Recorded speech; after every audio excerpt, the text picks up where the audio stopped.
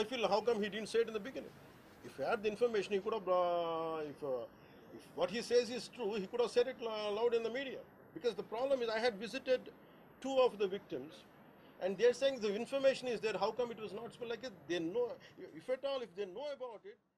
భారతదేశ సైన్యం అక్కడున్న మిలిటరీ ఎస్టాబ్లిష్మెంట్స్కి దాడి చేయకుండా, అక్కడున్న సివిలియన్ క్యాజువలిటీస్ లేకుండా కేవలం ఎవరైతే ఉగ్రవాద సంస్థలు ఉన్నాయో, ముఖ్యంగా ఈ 3 సంస్థల మీద ప్రత్యేకించి దాడులు జరపడం, వాటిని ధ్వంసం చేయడం నిజంగా ఇది భారతదేశంలో ప్రతి ఒక్కరూ హర్షించదగ్గ విషయం. ఎందుకంటే 90s నుంచి కూడా కశ్మీర్ అనేది ఇట్స్ మనకి ఎప్పటి నుంచో Kashmir is an integral part of our nation, as undeniable fact అది.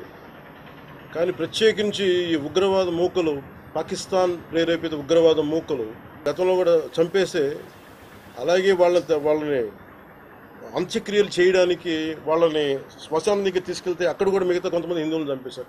సో హిందువుల మీద దాడి అనేది ఇది అనాదిగా జరుగుతూనే ఉంది. కానీ I think it is a right time to take a decisive and bold action.